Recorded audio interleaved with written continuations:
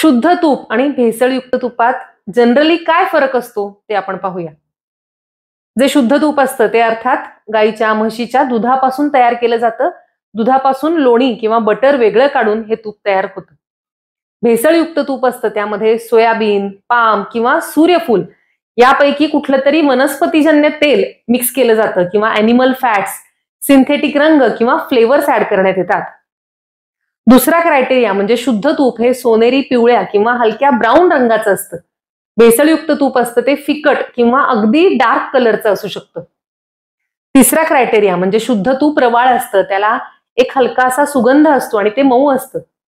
भेसळयुक्त तुपाचा एक वेगळा वास येतो आणि ते हाताला तेलकट लागतं.